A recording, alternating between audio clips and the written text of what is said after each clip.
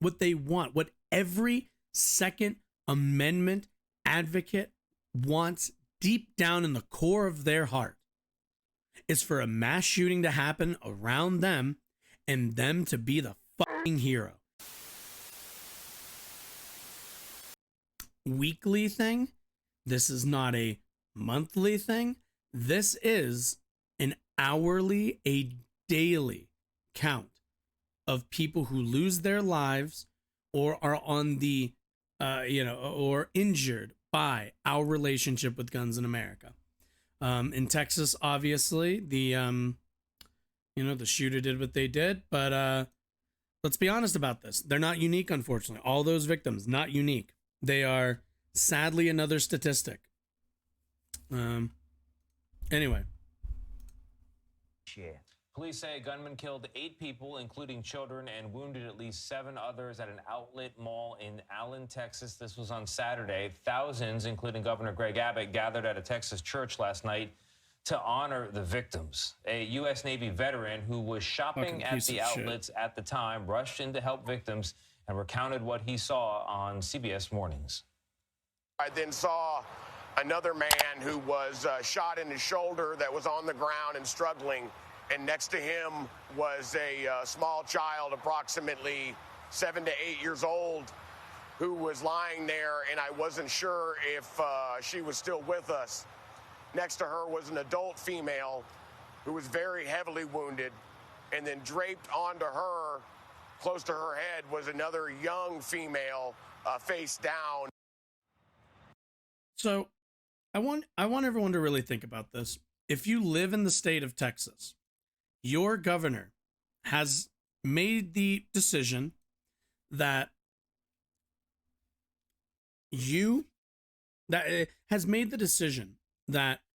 people's individual gun rights, a concept that has not been around for more than 2 decades. In 2008, the Supreme Court came to the understanding of the Second Amendment to be an individual's right to bear arms, right to own firearms. So whenever anybody brings that up, that is a new reading of the Second Amendment. It's rather contemporary, actually. But understand, in Texas, Governor Greg Abbott, all of, whoever's, all of your senators, your state senators, your federal senators, all of them, every single Republican, okay, in that state has decided that the individual right to own a firearm, which benefits, by the way, gun manufacturers and gun sellers, is more important and are permissive of this loose gun relationship in your state at the expense of you going to a mall and having to walk past dead bodies. Understand that they're not bothered by that trade. The trade for everyone getting to own guns is Nazis get to walk into your local mall, and if you get to survive that, if you are graced enough to survive that ordeal, you can then walk by the piles of bodies on your way out. Your kids can walk past mangled bodies by these weapons. Let's be really fucking clear about this. The cost is not just your mental health, but your possible life for somebody else's right to own whatever firearm they want in an unrestricted manner. Joining us now from Allen, Texas, CBS News correspondent Nicole Killion. Nicole, everything that man described is traumatic. Everything that folks there have experienced is unnerving. Just talk to us about the people you've spoken with and how folks are coping today. Yeah, well, it is a very sad scene. I mean, as you can see, there is a makeshift memorial behind me that continues to grow as people stop and bring flowers. We've seen... And also, keep in mind, this is the same party. The Republican Party is the exact same party who will tell me every other fucking second about a drag show in this state, a drag show in that state, every single time there is a drag show in any state, at any time, I have to hear about how dangerous these things are. Never mind how dangerous these are for kids. Never mind, they've never pointed any of us, in the direction of any evidence showing that these shows, that this community is violent, is abusive, is any of the things that they describe them to be. Show me one. I'd love to see it. But it's not there. Drag shows are not the social structure, are not the social vehicle for child predation. That would be the Catholic Church, in fact. But they don't talk about the Catholic Church, do they? They're so concerned constantly about fucking drag shows where kids see people in makeup, in dresses, wearing some combination of clothing. If you've been to a wrestling show, there's more fucking clothes at a drag show than your local WWE event. But what are they concerned about? That's what they're concerned about. They're so worried about the 10s, the 20s of kids that go to one drag show on a weekend. But when this shit happens, when kids go to a mall and get fucking gunned down, actually lose their lives, they don't blink an eye. They don't blink a fucking eye. They're so concerned about drag shows. They're so concerned about trans people, entering into sports. They're so concerned about every fucking thing else. They always want to talk. They always say, what do they always say? Oh, we can't talk about gender. Oh, we can't talk about Western civilization's dismantling. We can't talk about this. We can't talk about that. The left won't let us talk about anything. But the minute a shooting happens, suddenly they don't want to talk. Suddenly they don't want to talk now. Now they don't want to talk. Now it's all shh. It's fucking ridiculous. Handlers with therapy dogs and people petting those dogs for comfort. So at this point, people are still just processing and trying to recover and heal as best they can under a circumstance like this. I did speak to one woman who is a longtime resident here in Allen, and she talked about how this is very personal, not just for her, but for this community. Take a listen. Even though nobody I know died, but this is my city, so we're all family. So it's like I feel like somebody I know died, and I want to bear their burden. And then I want to try with everything possible for it not to happen to me and to the people that I love, but I can't guarantee that. I'm going to look around tomorrow whenever they do open this up, and I'll be thinking, what is my exit strategy? Instead of going back to life, because life as we knew it in Allen, Texas, it will be no more. So and this is the world they want to build. Every fucking time a Republican or, some fucking two-way advocate comes on this show or any other, understand that the world that they advocate for is one where you are looking over your shoulder every second of the day in public. Every single time. And again, we solve this. This is the thing that actually pisses me off. Is we solved this. We created communities in gun-free zones to ensure that normal people can go about their lives peacefully. But no, what do we have to, what are these fucking lunatics trying to take us back to? They want to take us back to what they perceive, what they were always told growing up was the Wild West. They want to live in Red Dead fucking Redemption. Because they think that was a more peaceful time. If anybody who's played that game, you tell me how peaceful it is playing Red Dead Online, walking around constantly with people firing off guns. Fuck, it's ridiculous. It's ridiculous. It's it's childish thinking. And aside from being childish thinking, understand the reason they want that, the reason why they want more guns, they want this culture where everybody's paranoid, is not because they think it's safer. No. Nobody is dumb enough to think that everybody having guns on them is actually safer, because there isn't one data point that tells us that. What they want is their ego to be inflated. What they want, what every Second Amendment advocate wants deep down in the core of their heart, is for a mass shooting to happen around them and them to be the fucking hero. They all have a fucking diehard complex. They all think, this is why I don't remember what fucking segment, but you know, I had somebody in chat coming in and be like, oh, well, this many people could respond, every single time. It's all magical fucking thinking. They all think they're gonna snap into fucking John Wick mode and start, fucking ducking and rolling and getting, and fuck all of it. They all think this. They all think that they're going to be the hero, that they're the main fucking character. But guess what? Not only are they wrong in the sense that every time I'm given a scenario, it's the best possible case, that it grants them the most amount of ability to respond to anything. Keep in mind also, you're the cost to this. Their fun little fantasy where they get to be the hero, they get to save a bunch of lives. Guess what? Even in best case scenario, you might be one of the ones they don't get to save. And how many other people aren't going to get saved?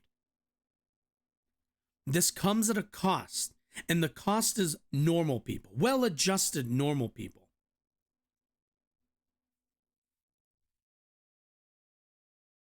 Gives you some insight into how some people are reacting here. And what Cheryl told me, she actually helped construct this memorial and told me that there will be a vigil here later this week to pray for members here in the community, including the victims. Hey, Nicole, what is the latest on the gunman? He's a fucking Nazi. Well, what we know is that his name is Mauricio Garcia. He is 32, and it is believed, we still don't know a motive. And quite frankly, we don't know at this time a lot of details about the circumstances surrounding this shooting. We have not heard much from law enforcement here. We are going to learn. Whenever this aired, they probably didn't have as much info. I think this aired on Sunday, so we will continue to learn. Other than that, he is deceased. We do know that he potentially had some extremist ties to right-wing neo-Nazi group. Again, though, it is unclear what motivated him to come here to this mall last Saturday to commit this carnage. And I guess no matter the motivation, Nicole, we do know that he was using an AR-15 style rifle. Whoa! Commonly a thread in these mass shootings. And there's this discussion of banning assault weapons in the U.S. Well, as Louisiana Republican Senator Bill Cassidy this morning said, a greater focus should be placed on preventing them being purchased illegally rather than banning them altogether. Whoa! Did anybody say this guy purchased this gun illegally? Did you notice that? He said purchase illegally. That's not the problem that we have. We already have an institution to deal with that. It's called the ATF. They already are tasked with enforcing and investigating those sorts of crimes. Quite frankly, I believe that they need a bigger budget and a lot more resources to do so. But that's not the problem that we have here in the United States. The problem we have in America is that there are no stopgaps for people to walk into a gun store with a broken, psychotic, Nazi-fueled brain, walk in, purchase a gun like I can, and walk the fuck out. There's nothing stopping anybody from doing that. We don't have barriers for this. And every single time I talk about barriers, or anybody from the left talks about adding some barriers, some restrictions, so that the public can be safer, I have to deal with people either in my comment section or in my chat telling me that I want to ban all guns and everything else. Because the only way they ever argue about this, the only way they have an argument, is by painting the opposition, painting the reasonable response as an unreasonable response. I'm going to go find the polling. We'll let this play, but I'm going to go find the fucking polling. Just share with our viewers what he had to say. We have to recognize that we can ban these weapons, but there's millions already out there. And somebody who decides that... Cool, then let's investigate the people who still have them after they're banned, especially if they're committing illegal activity. If you're just shooting in your backyard, that's not who I'm concerned about. Bans does not mean you cannot own it. Bans would be the further sale and distribution of those weapons. Fucking idiot. To obtain one illegally probably can. So we need to cool, stop then that just arrest those people. Transaction.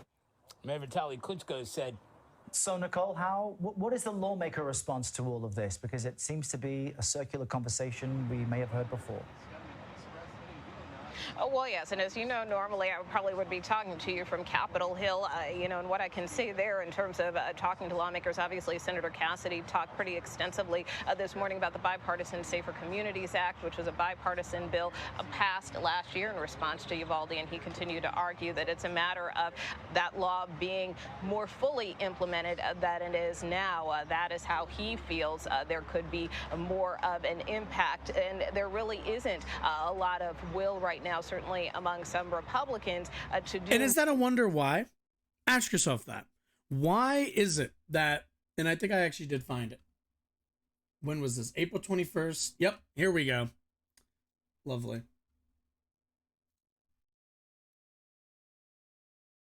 One second. I just want to make sure this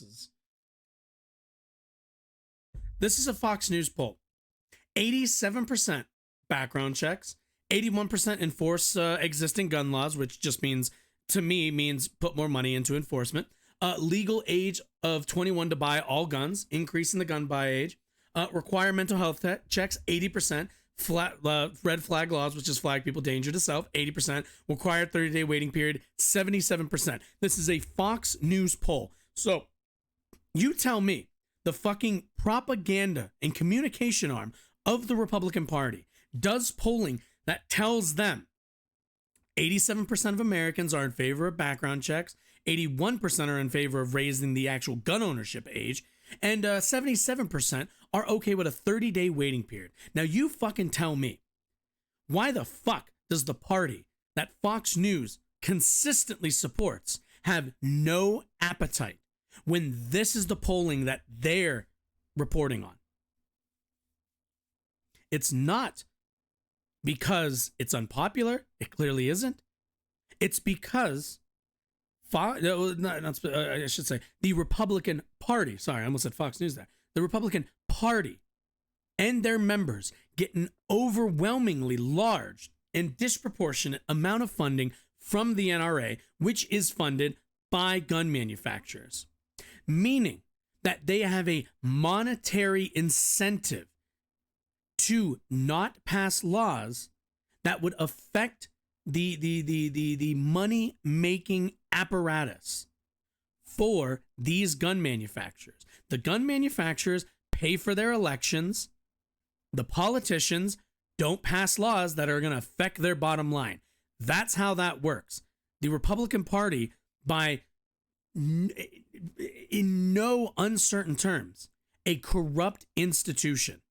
A corrupt institution at your expense, at your life's expense. I can say a lot of things about the corruption of the Democratic Party, and I've done it before. I have no problem saying that the Democratic Party has a lot of monetary ties to a lot of industries I'm not super in favor of. Most of them being a large capital. But what they are not are supporters, are facilitators of the mass death of Americans, the same way the NRA is. Plain and simple. There are two parties in this country. One of them, well, both of them are corrupt. One of them is getting thousands of people killed every single year. Every single year. To say that these two things are not similar would be an understatement. More beyond that, just because they understand the political dynamics on Capitol Hill. That being said, there is frustration, particularly among Democrats. I spoke with Senator Raphael Warnock just last week. Understand. There are no, and let's be clear about this, there aren't any political realities that they need to adhere to. Gun control is broadly popular in the United States. 30% of Americans own firearms. What percentage, a plurality, are independent voters? So what do you think the percentage of 30% of Americans who own guns, take that 30% who actually of gun owning Americans, how many of them do you think have a Second Amendment maximalist take? How many of them are in favor of actual gun control? A rather large percent, actually. Meaning that the only possible political explanation for the inaction of the Republican Party is corruption. That's it. There is no other explanation. There is none. It's not ideological. It certainly isn't ideological. It's money. That's all it is. It's just money. They get paid to let this shit keep happening. Because every time this happens, what do we see? Sales of guns increase. People go out and buy firearms, which makes the manufacturers and gun dealers and gun shops a lot of money, whether they like it or not. Which, I'm sure the people working at these gun stores don't like it, but the reality is, every single time there is a mass shooting in a community, the only people who benefit from it are gun shops and the manufacturers who ship their weapons to them. That's it. Those are the only two groups that benefit every single time a mass shooting occurs. Because then your local gun shop gets to go to their neighbors and say, hey, well, I work at a gun shop. Come on in and, you can spend a couple $100,000 or maybe $1,000 buying a home AR-15 or something. Every time. They're the only people who benefit. Shooting in Atlanta. And one thing he is urging Senate Democrats and leadership to do is to have a discussion about this, because he says, we're not sitting down and talking about this, and we should. So his hope is that perhaps, at least within his party, Senate Democrats can come to the table, maybe discuss this during one of their lunches this week. Here in Texas, there is similar frustration. One of their fucking lunches. There's 11 people dead, 38 dead the next day, and we're just having a conversation over brunch. The legislative session is almost over, and our fucking government is trash. Hasn't really taken up these bills. The Democratic Party, the fact that they have not been the fact that they have not embarrassed Republicans yet for all of this, and they don't every single day go out there and say every single one of these deaths are on your hands, is ridiculous. It's politically fucking pummel them into the ground. I don't know what they're waiting for, or what cutesy civility politics bullshit they're so interested in preserving.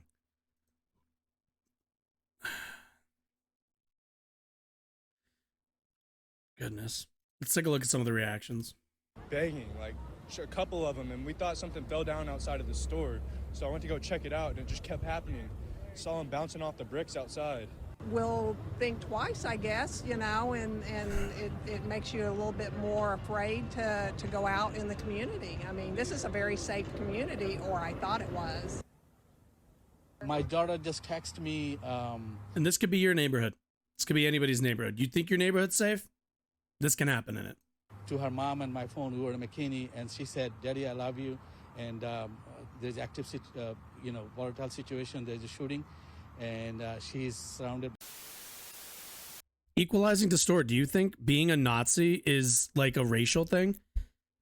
Is that what you think?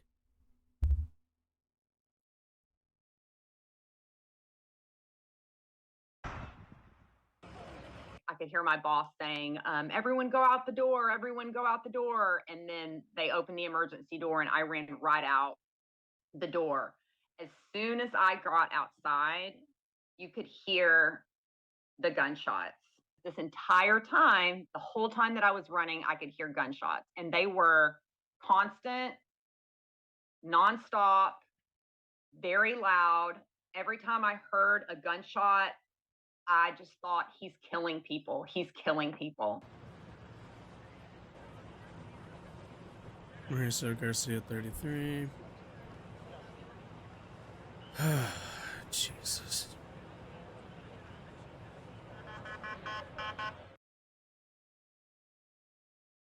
Christ above. All right. Actually, luckily, this actually dovetails right into the next article I had. What we know about the slain Texas Mall. Oh my God. Nazism is bound up in racial politics. Yes. Why do you think they spent so much time obsessing over Aryans? Libturds not fail basic history challenge impossible sauce. Okay, okay. Let's back up for a second here. Do you think that Nazism is an ideology, or do you think it's just like an inherent white people thing that they believe? Are you under the impression that people of non-white backgrounds can be can believe in any ideology?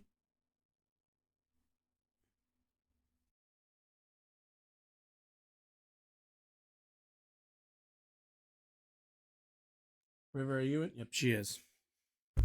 You know, I don't even know why I'm bothering. Let's just move on. This idiot's gonna stay in chat and probably say dumb shit that doesn't like actually portend to reality, but that's okay.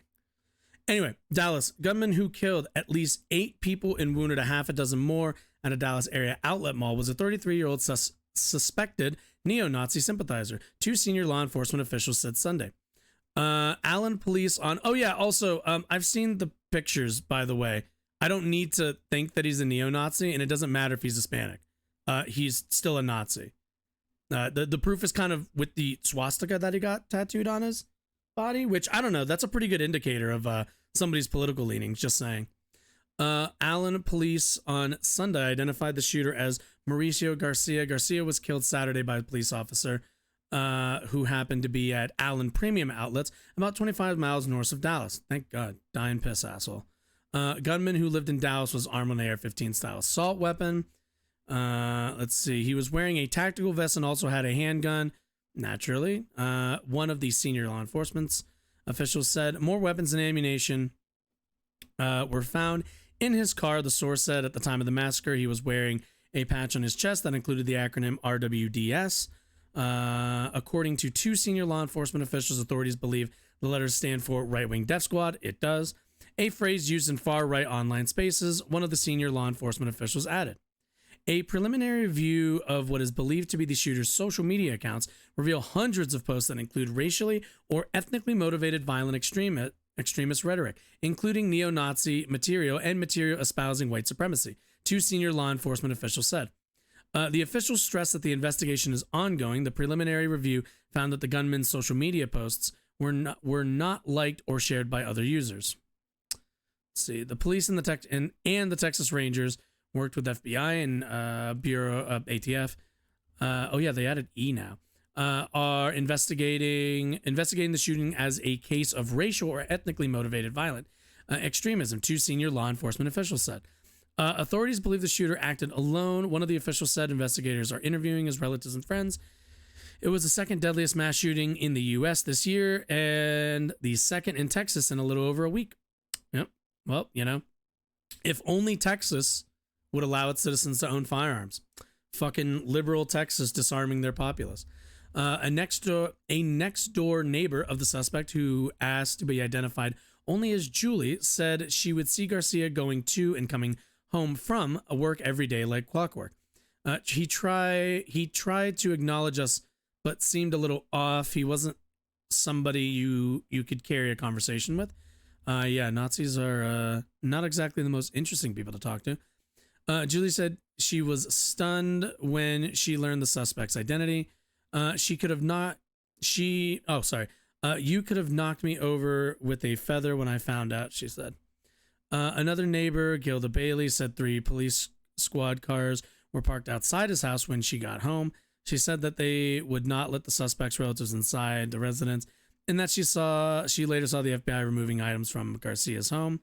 I don't understand what triggered him. Another neighbor said living so close to a suspected mass killer was chilling. Yeah, I can imagine.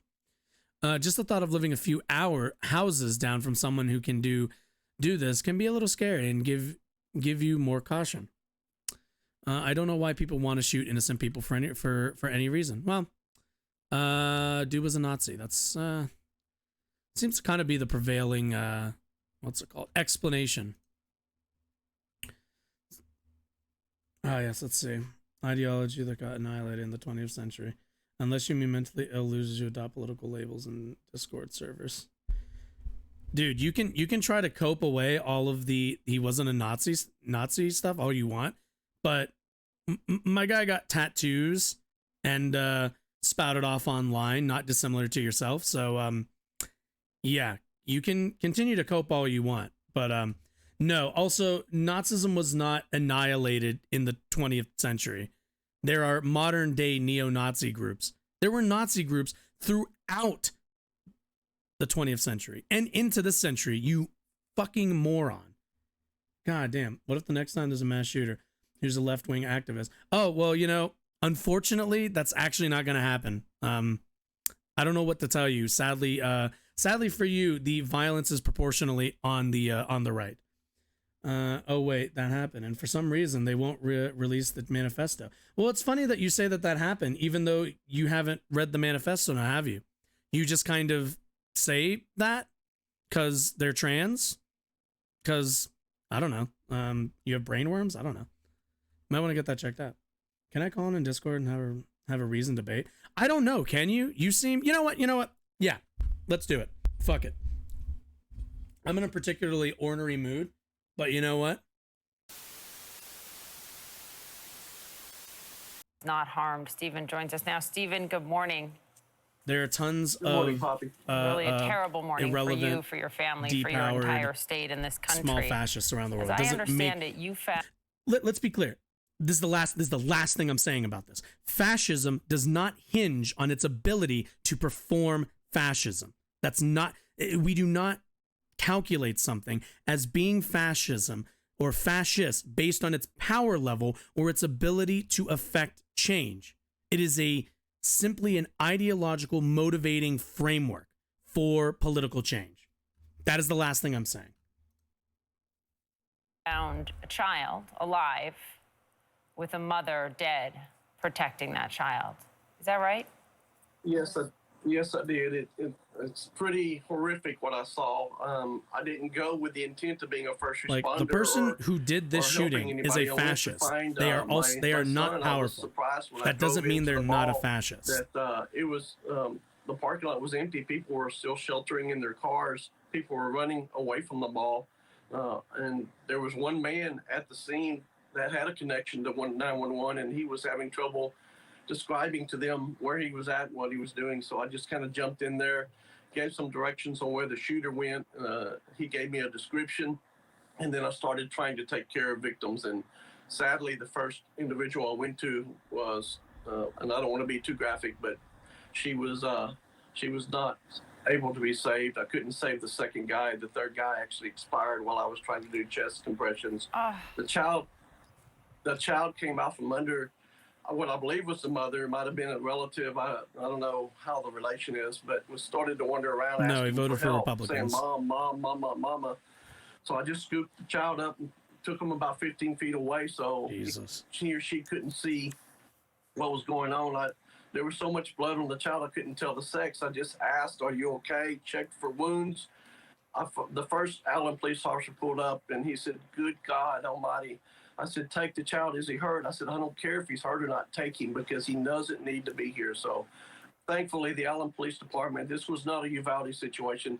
The first responders in Allen, Texas, the paramedics, the police officers are truly the heroes. Yeah.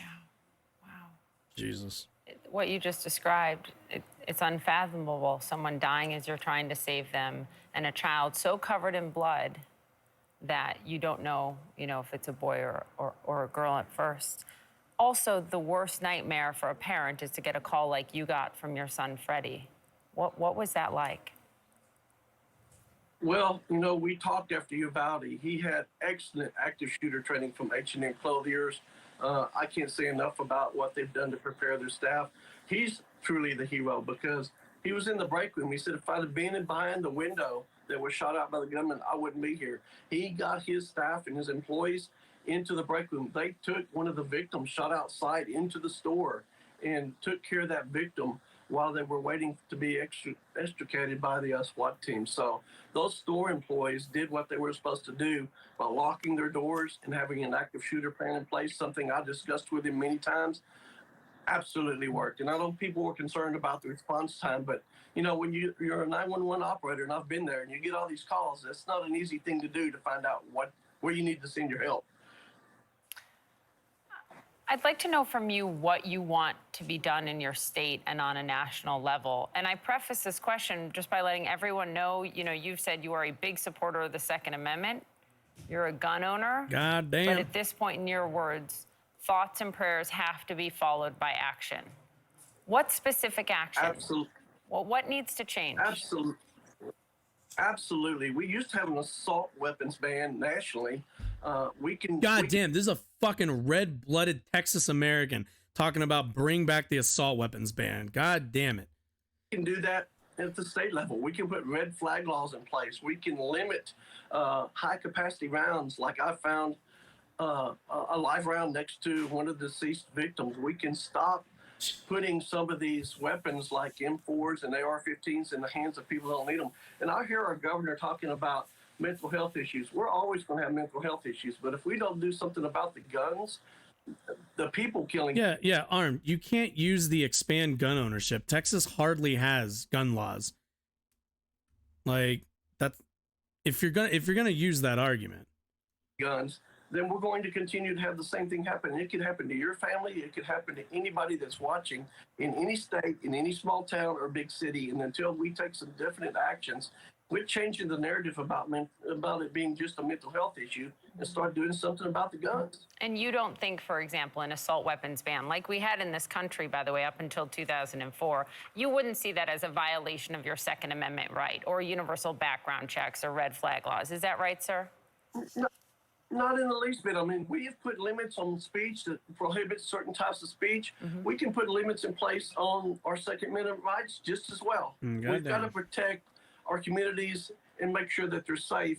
And I am a big supporter of making sure that we protect our Second Amendment rights, but we can't do so at the jeopardy of our public safety and our health and our families.